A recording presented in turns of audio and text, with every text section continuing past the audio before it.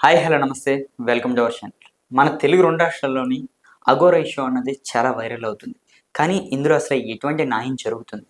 దీనికోసం చాలామంది పోరాడుతున్నారు. మరి దానికి సంబంధించిన స్వామీజీ గారు కూడా మన పక్కన అయితే ఉన్నారు. స్వామి నమస్కారం అండి. నమస్కారం స్వామి. స్వామి అసలే ఏం జరుగుతుంది?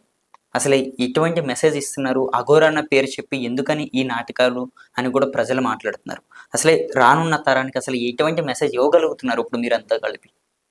సనాతన ధర్మం అనంటే బ్రహ్మ మానస పుత్రుల ద్వారా పాలించబడుతున్న ఈ వర్తులాన్ని, అంటే వర్తులం అంటే భూమి. ఈ భూమి చాలా చాలా చాలా పుణ్యభూమి.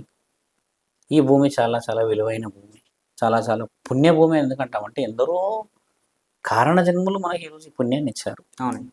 అందులో సాధువులే కావచ్చు, సంతులే కావచ్చు, పురోహితులే కావచ్చు, మన నాన్నలు తాతలు ముత్తాతలే కావచ్చు, ఈ విధంగా పోతే ఛత్రపతి శివాజీ కావచ్చు, సంభాజీ మహారాజే కావచ్చు, ఝాన్సీ లక్ష్మీబాయి కావచ్చు, ఇలా ఎందరో కారణ జన్మలు వచ్చేసి ఈరోజు నీకు నాకు ఈ చల్లటి వాతావరణం ఇచ్చారు.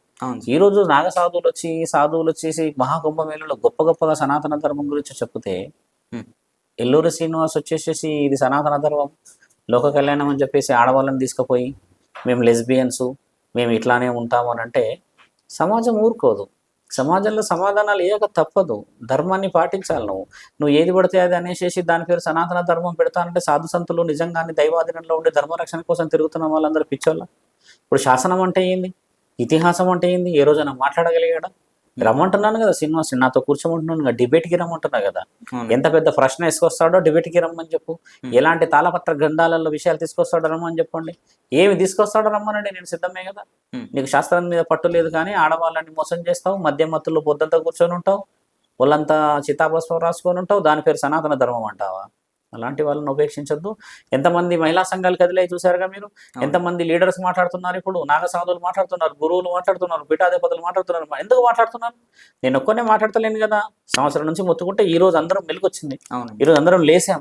ఈ రోజు మన పిల్లల్ని కాపాడుకోవాలనుకున్నాం. ఈ రోజే ఎందుకు లేసారు స్వామి అని మన ప్రశ్న వస్తే కూడా ఇన్ని రోజులు ఇంకొక ఆడపిల్లల్ని మోసం చేస్తున్నాడు అనేది లేదు, బయటికి తెలియదు. మొన్ననే తెలిసడం చేత ఖచ్చితంగా అందరూ బయటికి వెళ్ళాలి. వర్షిని ఒక్కతే అనుకుంటే వర్షిని తల్లి కూతుళ్ళు అన్నాడు, మేము బంధం అన్నాడు, పెళ్లిళ్ళు చేసుకోమన్నాడు, కామం లేదన్నాడు, అన్ని చూపిస్తున్నాడు. ఇప్పుడు నెల క్రితం జనవరి 1 ఇంకో అమ్మాయి తాళి కట్టాడు. ఇలా రావడం అనేది ఆయన మొదలు పెట్టుకున్న పతనం ఇది. ఆయన మంచిగా ఉండమని చెప్పాం, ధర్మంగా ఉండమని చెప్పాం. వినకపోతే మనం ఏం చేస్తాం స్వామి? ధర్మశాసనాల్లో ఇలాంటి రాశి లేవు. కాబట్టి ఎల్లూరు శ్రీనివాస్కు చెప్పేది కూడా ఏంటనంటే సమాధానం చట్టానికి చెప్పాల్సిన అవసరం ఉంది. సాధు సంతులు ఇంకా బతికే ఉన్నారు, అందరేం కనుమరుగు అయిపోయి ఈయన ఒక్కడే తిరుగుతలేడు ఇక్కడ. కాబట్టి ప్రభుత్వ అధికారులను కూడా విన్నవించుకునేది ఏంటంటే తొందరగా న్యాయం చేయాలి.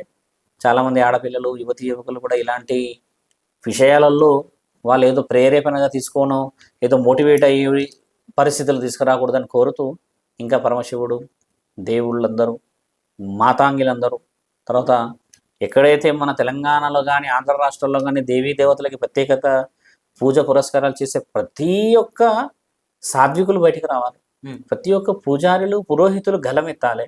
ప్రతి ఒక్క ఇప్పుడు చూడండి ఇన్స్టాగ్రామ్ చాలా మంది చేస్తాం.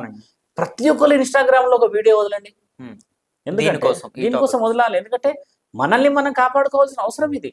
ఎవడో వచ్చేసి అట్లా దాని పేరు ధర్మం అని అధర్మం అని సనాతన ధర్మం పెడితే మన ఇంట్లో ఒక హక్కు ఉంది, ఒక చెల్లుంది. రేపటి రోజు ఏం జరుగుతుంది? ఇప్పుడు మనల్ని మనం కాపాడుకోవాలి. ఎల్లూరు శ్రీనివాస్కి 100 మంది మనం ఫాలోఅప్లోకి వస్తేనే కదా తగ్గుతాడు. ధర్మాన్ని కాపాడాలి మనందరం. కాబట్టి ఏంటంటే మీకు కూడా చెప్పేది ఛానలైజేషన్లో చెప్పాల్సింది, చాలా మందిని కూడా వైబ్రేట్ చేయండి. అందరం మెలుగు అయిపోవాలి, ధర్మాన్ని కాపాడాలని కోరుకుంటూ మీ ఛానల్ వాళ్ళు కూడా చాలా కృతజ్ఞతగా తిరుగుతున్నారు. వారం 10 రోజుల నుంచి ఏకదాటిగా. కాబట్టి ఛానల్ వాళ్ళందరికీ కృతజ్ఞతలు. శాసనాన్ని కాపాడే బాధ్యత అందరికీ ఉందండి. అఘోరి ఎల్లూరి శ్రీనివాస్ ఏదైతే చెప్పుకుంటూ వస్తున్నాడో చాలా తప్పు. ఆయన అఘోరి కాదు, ఓన్లీ ఎల్లూరి శ్రీనివాసే. ఆయన పురుషాంగానికి వాళ్ళ ఊర్లో వాత పెడితే సర్జరీ చేసుకున్నాడు. అవునండి, అంతే. అంతకు మించి ఇంకేం లేదు వాడి బోధ. ఆయనకి నా తండ్రి పరమశివుడికి లింగం ఇచ్చాడు అనడం చాలా తప్పది. అలాంటి విషయాలు చేసేసి ఈరోజు ఈ పరిస్థితి తెచ్చుకున్నాడు అని చెప్పి మీ అందరికీ చెప్తున్నాం మిత్రులారా. సార్ ఇప్పుడు ఆ విషయం మనం చూసుకోండి.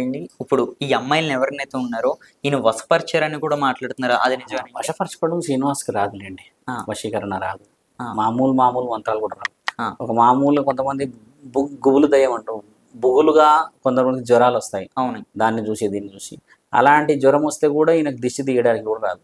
ఒక మంత్రం ఉచ్చారణ చేయడానికి రాదు. కాబట్టి ఎల్లూరి శ్రీనివాస్కి మంత్రాలు గింత్రాలు ఏవి రావు, మీరందరూ నమ్మకండి.